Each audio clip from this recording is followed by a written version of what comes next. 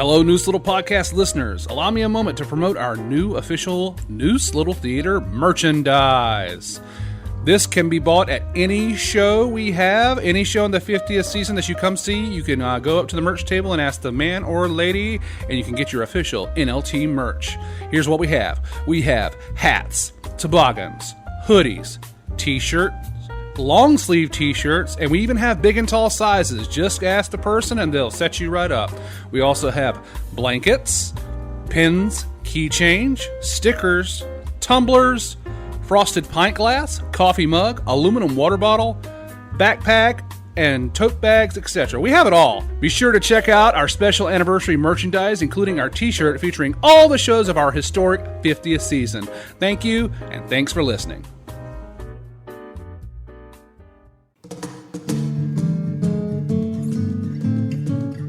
Hello, and welcome to Neuse Little Podcast. This is an audio presentation featuring the backstage antics and stories from your favorite log cabin located on the banks of the Neuse River in Smithfield, North Carolina. Please help us celebrate our 50th anniversary season by purchasing tickets on our website, neuselittletheater.org. Don't forget to like and subscribe on the various podcast platforms such as Apple Podcasts, Spotify, and YouTube. Now please, enjoy the show.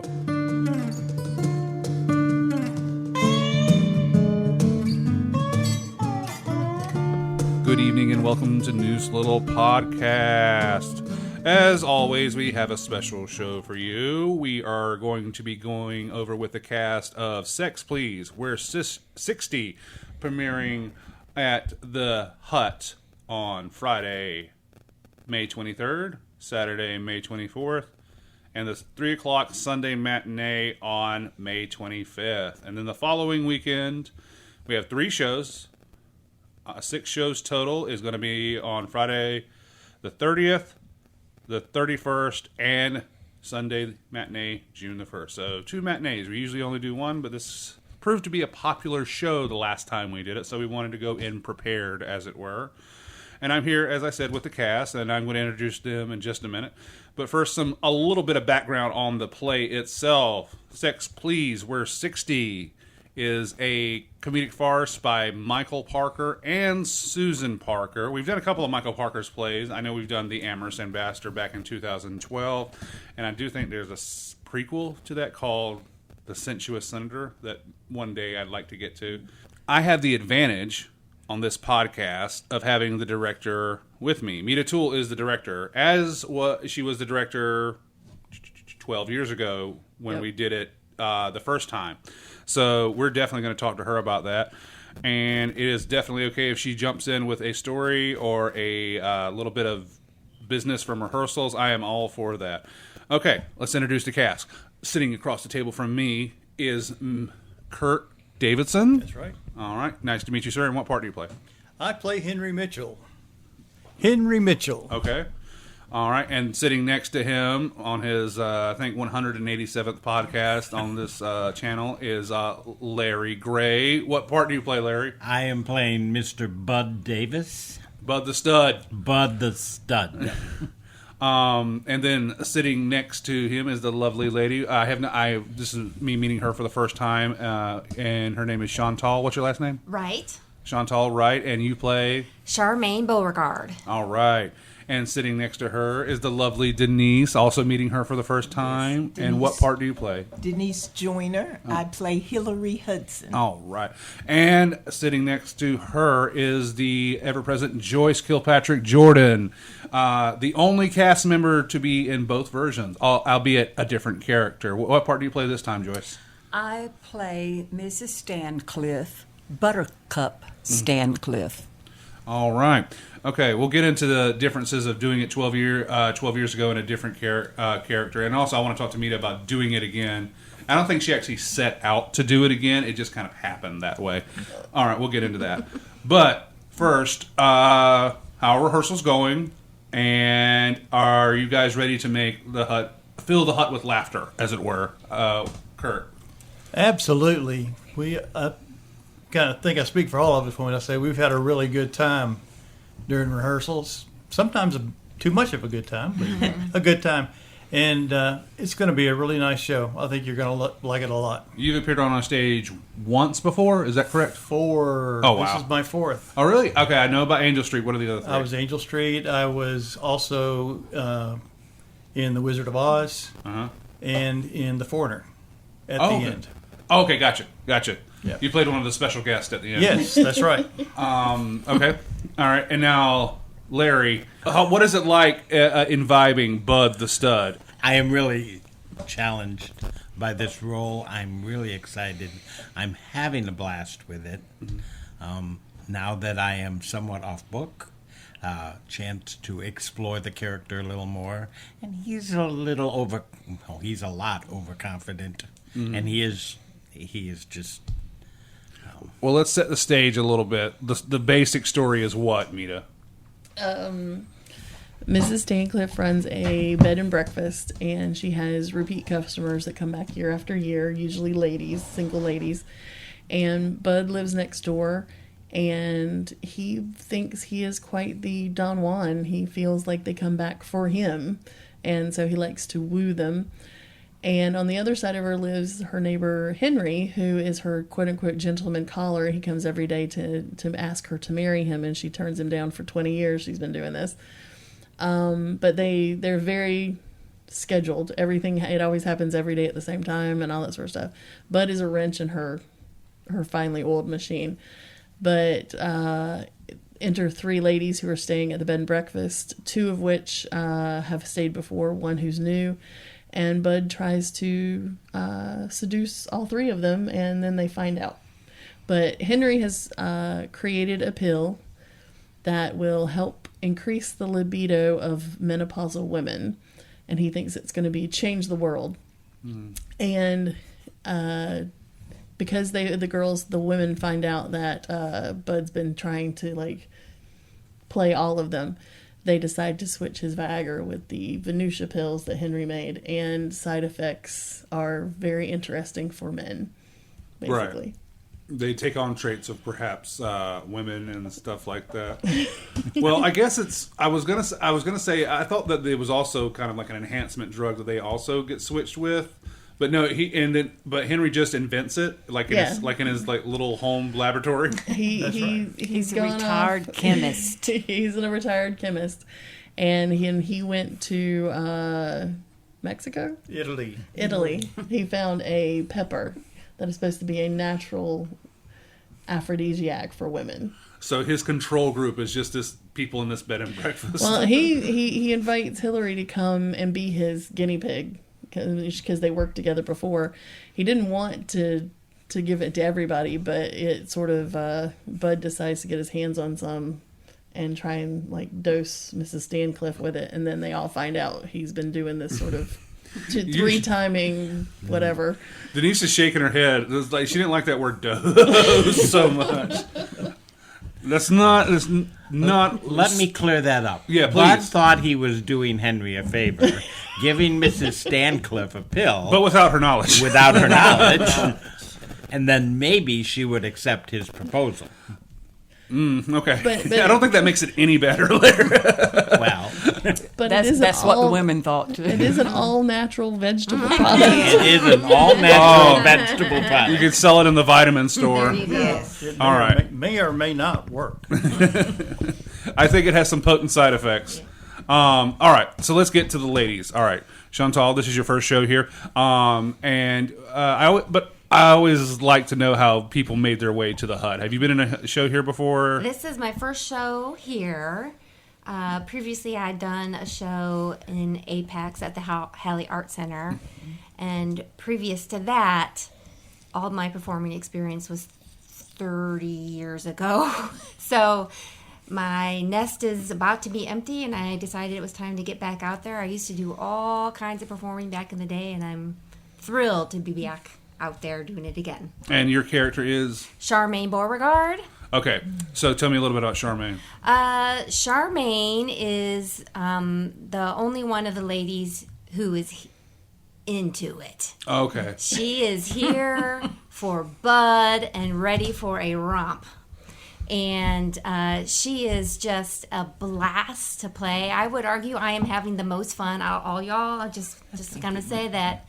But yes, so she is very confident and forward in her sexuality, and she's ready to have the time of her life this weekend at Rose's cottage. What is your character's name? My character is Hillary Hudson.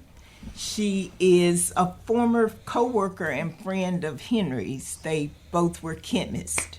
She is very matter of fact. She's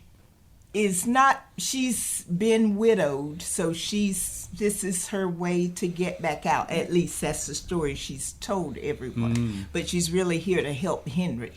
So she comes along. She's really in on the switcheroo, very excited about that. And I think I was surprised. I'd read just a piece of it before I auditioned. And actually, I auditioned for Charmaine because she just was so much fun. But Hillary, I knew just a very small bit about her. But she really comes alive. I think the audience is going to be a little surprised with the ending. If I'm picking up what you're putting down here, is because she probably starts off kind of straight-laced, Yes, and very uptight, yes, but then by the end lowers her inhibitions a little bit. Yes, she does. Excellent. All At right. the end of scene 1. It's not a long transition. Right, not long enough. Nothing's long. It was always simmering beneath the surface. Yes. All right, Joyce. Now tell us about you. I mentioned that you were the only cast member to be in the first version in 2013, albeit in a different character. What is your character's name in this version in 2025? In this version, I'm Mrs. Stancliffe, who actually is running the place. Who played Miss Stan? Was it Patsy? was Patsy. It was Patsy. Okay. So I do remember a little bit and about I this. played Hillary in the Oh, first. okay. So you were the straight lady. Okay. And then who was the third lady? Oh, who was it? Teresa. I was about to say it Yeah, was Teresa. Teresa. Yeah. Okay, so interesting. Is there any challenge in creating an entirely different character, but it's the exact same play you did 12, 13 years ago? It is, because I'm looking at it with a completely different perspective. You know, if you're trying to run the house and make sure that everything stays on track, on time, you have a different look-see than I did as Hillary coming in and just being a guest. Believe it or not, and it was 13 years ago, and I don't have a good memory for things historically. I was assistant director on the first Sex Please We're 60. So if memory serves, your character's name, I'm sorry, I'll cut it out. What was your character's name again? This one? Yes. Stancliffe. Buttercup Stancliffe. Buttercup Stancliffe. If memory serves, she kind of sees through all the BS. Is that right? She doesn't have time for their nonsense? She doesn't. Well, she definitely doesn't have time for nonsense, because she is strictly on a precise clock. Everything rigid. Is very rigid, and expects everyone else to comply with that. Okay, interesting. All right. Now, we've talked about the play and the characters, and the basic premise and kind of the hook, as it were, of the invented, what are they called? Venusia pills? Venusia. You have that name ready to go. All right, so Mita, tell us about the rehearsal process and what it's like doing this again, even though that wasn't your original plan. It was, I worried about it because, again, I did it, in 2013, and I didn't want to try and repeat what we did. I mean, there's only so much you can change, but I worked really hard. I was like, I'm going to change the set. I'm going to change it up so it's completely different. And there's no way to change the set. It is what it is. So the set looks very, very similar. But I definitely didn't have the same people come out and audition. Joyce came out, of course, but I was like, I'm going to give her something different so she doesn't have to do the same part again. Mm-hmm. I mean, that's not really... It's a different dynamic, a different puzzle pieces to put together than it was last time. Last time we had Darius and Reggie, who they played Felix and Oscar when they did Odd Couple, and they've never grown up from that. So when you put them as Bud and Henry, they just sort of continued on that behavior. Larry and Kirk are doing a great job, and it's been long enough that it's not like I'm going, well, you got to do it the way they did it, because it's okay that you're not doing it the way they did it. And as the same with everybody else, it's been long enough that it's not present in your mind so much, solid in my head as the same show. But yeah, it's been interesting. Everybody's got a different take on their characters, and that's good, because it shouldn't be the same show. If it wanted to do the same show, I'd just show you the old show. So it is a little intimidating knowing that it happened 13 years ago and it was such a hit that they wanted to do it again. A surprise hit. Yeah, that's like, oh God, I hope we're as good as they are. I have a funny story. I do remember something that happened with Sex Please for 60 that was really funny. It was the Canon Awards afterwards. So that year we had done a religious themed show, I think, or at least the last. Mitford. Yeah, Welcome to Mitford. Yeah, which is based on a series of Christian themed novels, and we had done the play version of that, and it was successful. And then there was maybe a small little contingent of pushing, like, well, maybe we should do more Christian themed shit. We closed out the season before with Welcome to Mitford, and it's a popular book because it's a North Carolina author, and we sold it out, and people came up and said, that's the kind of shows you should do from now on. They're wholesome, they're good. And we started the next season with Sex Please for 60. Right. But the story is at the Cannons, Sex Please for 60 won Best Show. It was a big hit. It came out of nowhere. It won Best Show. All of us on the board were like kind of surprised, like, whoa, okay. I wasn't on the board at that time, but I remember there being an element of like, wow, we didn't expect it to do that well. And so Mita, after maybe one or two glasses of wine, went up to accept her Best Show award, and she's like, this is for all the people who said we should do more church plays. I just remember going like, because I still think I love what we do here. I love the fact that we can take chances on. There's not a lot of theater groups. We've done this. I said this 100 times before on the podcast, but there's not a lot of theater groups that can take chances on unknown plays. They have to do a musical or something very, very established, like The Odd Couple on Golden Pond, something that people know. And there's not a lot of people that have ever heard of Micheal Parker's and Susan Parker's Sex Please We're 60. And I love the fact that we get to take chances on lesser known fare. There's not a lot of theaters that can do that. All right, moving on. So, all right, the set's up. Actors are getting off book. What's your main concern at this point, Mita, as a director? Lines. I mean, actors getting off book. You said you were off book, Gary. I can't speak for everybody else. We'll see tonight. Very comfortable with Act 1. Let me put it that way. How about you, Kirk? How are the lines coming? They're coming along pretty well. This one is a whole lot easier to do than Angel Street, where you had one line that lasted 3 pages. Mm-hmm. But, yeah, it's coming along. Well, good. So, did you want to audition? Did you have this on your radar to audition for this play, or is this something you just did? I was not going to audition for this play. Okay. And then my wife and my son talked me into it. And so I came along, and I've had a great time. Now you're stuck. I'm stuck. Well, are you playing the character very kind of straight-laced, studious type? Sometimes. Yes, and then kind of a Bud your foil for the comedy, Yes. I guess. What's that like, Bud, being kind of like the ne'er-do-well, the jokester of the whole group? It's actually been surprisingly fun and challenging. I love it. Here's the thing, Larry. I'm glad I thought about this because it's really funny. When I first met you about a year plus ago when I cast you in Lion in Winter. About a year in winter. Yeah, a year and change. But one of the first things when I ever saw you was like, you look like Darius. You do favor Darius a lot, the guy who originally played Bud the Stud and also our Treasury Secretary on the board and longtime member, probably the longest time. He was on our very first episode. Yes, I know Darius. Yeah, you guys favor a little bit, so it's kind of like jarring. Now I know you long enough to where I know that it's like, oh, you're Larry, and you're a totally different person, obviously. But at the beginning, it was jarring me, like, you look a lot like Darius.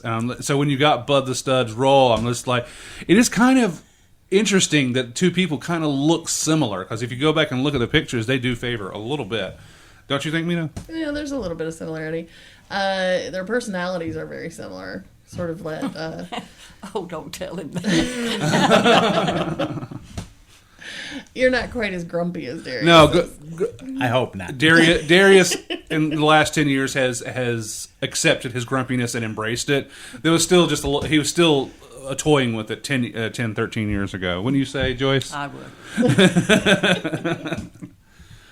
Okay, so ladies, now you brought up something very interesting, Chantal, and that your character is open about her sexuality. Mm-hmm. Do you think this is something that is maybe the theme of the play and exploring, well, obviously in the title, but maybe the theme of older people exploring or lowering their inhibitions and broadening their horizons?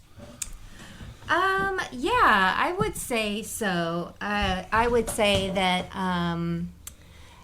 it's probably one of the main things of the show is that it's presenting older people, older women and older men, and presenting them as just as sexually active as, like, you know, MTV frat house. I mean, it's like, so it's challenging the stereotype that older people sit on the couch watching TV every night after dinner, I would say. So you just dated everything with MTV frat house, which does not exist anymore.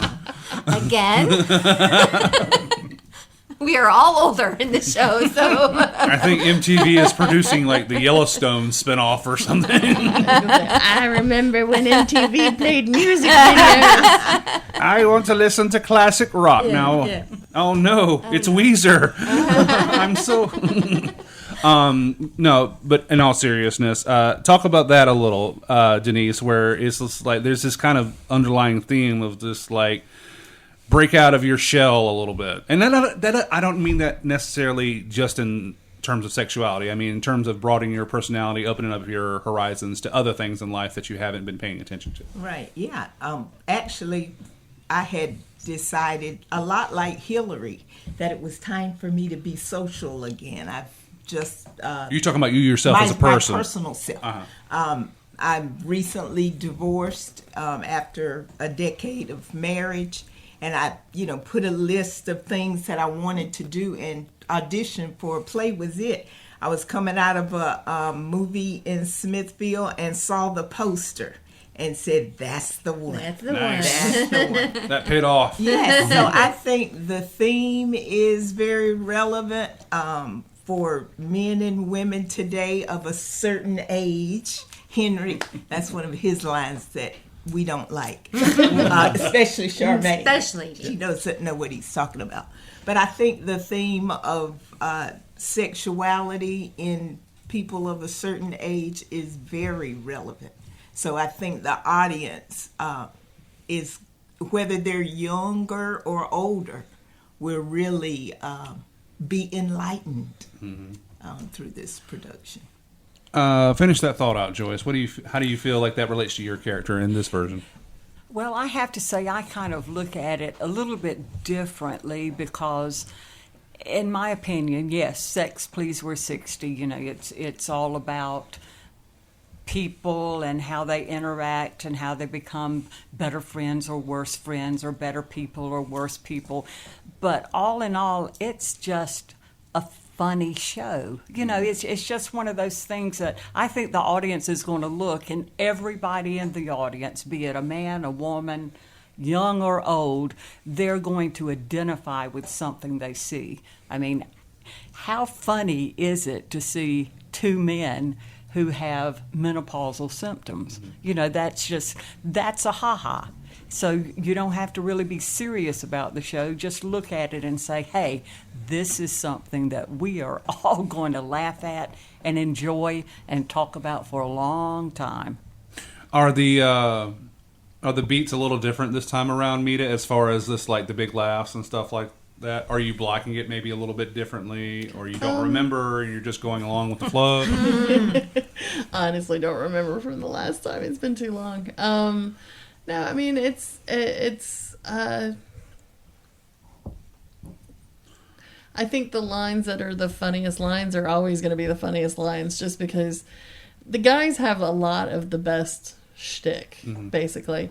Charmaine's got some really good zingers because she talks in cliches, Southern cliches a lot, so they're very funny in that respect.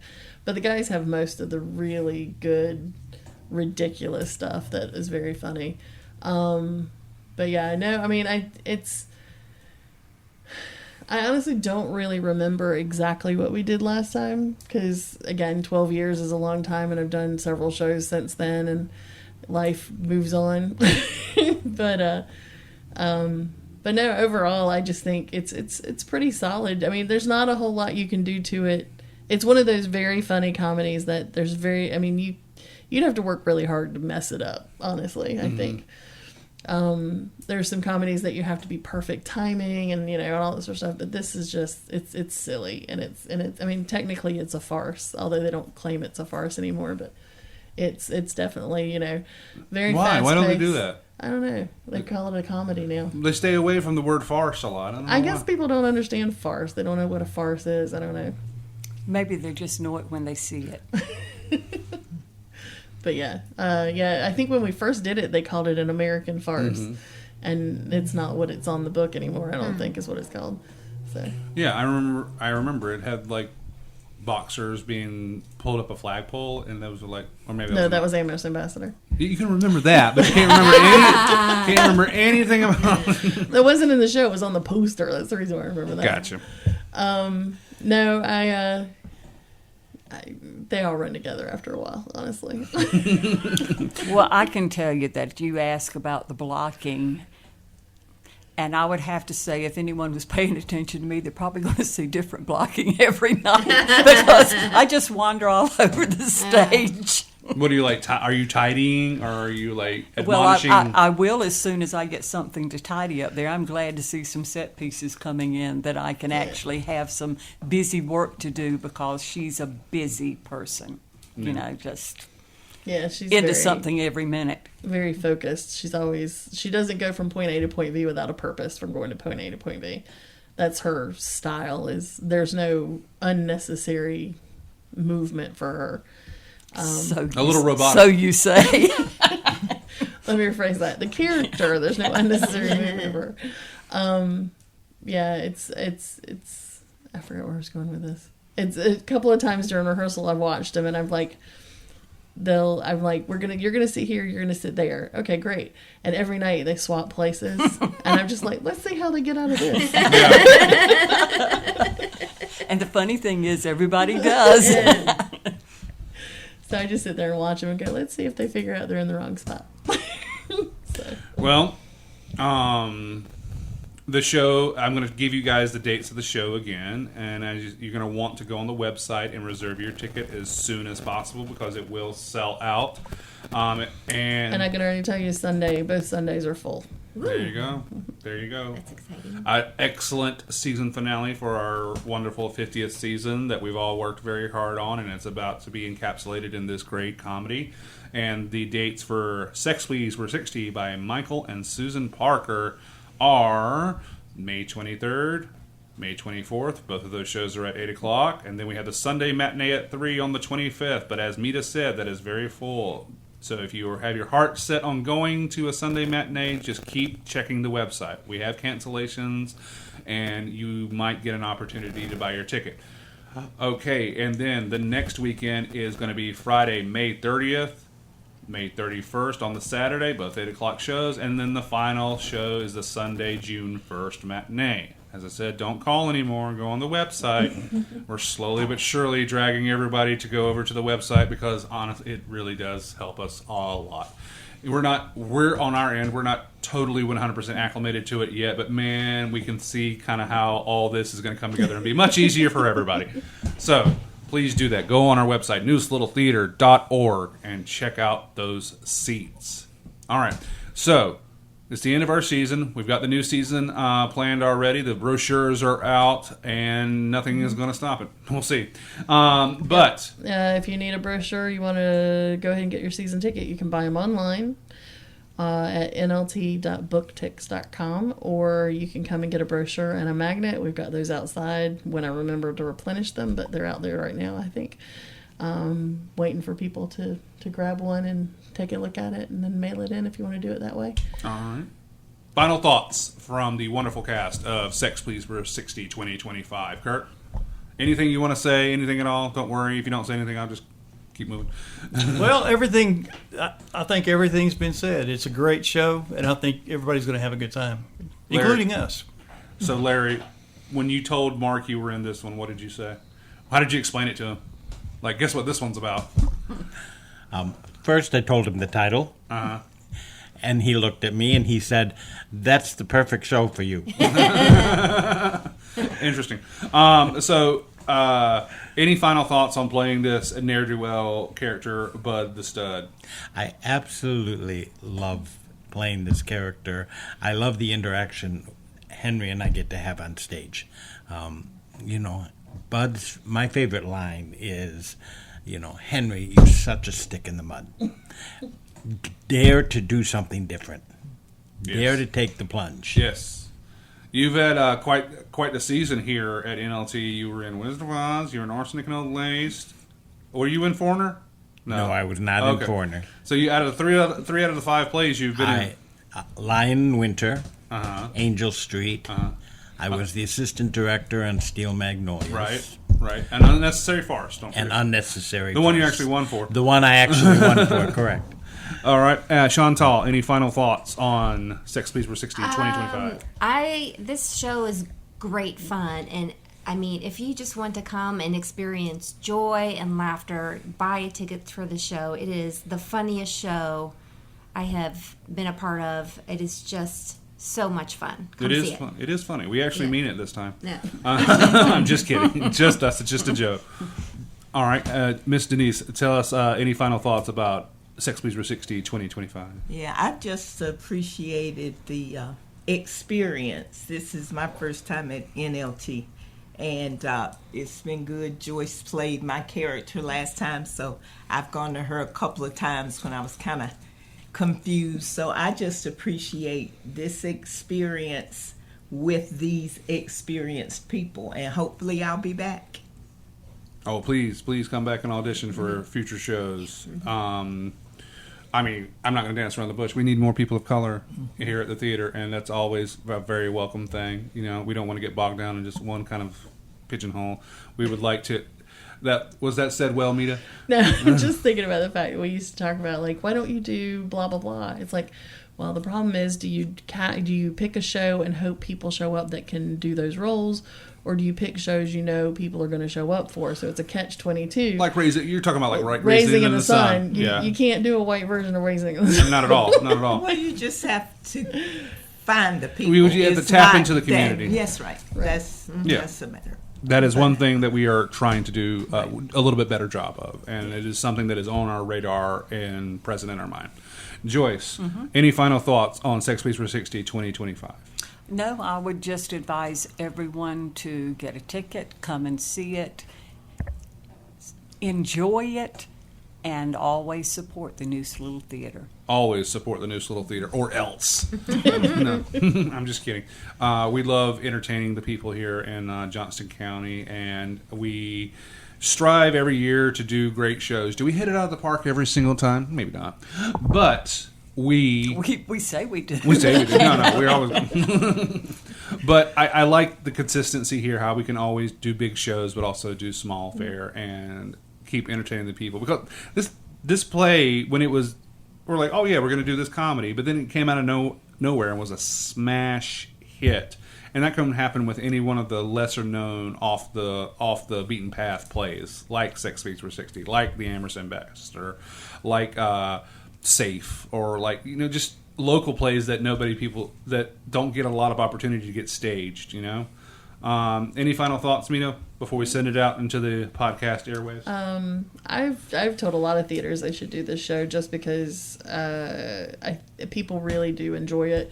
One of the things I learned last time, and I've told everybody this, so it's not a surprise, but when we did it last time, all the couples that came up to the box office to check in, the guys are always like, I've come to see if it's true. The name of the show made me think maybe there's still hope. The same joke every time.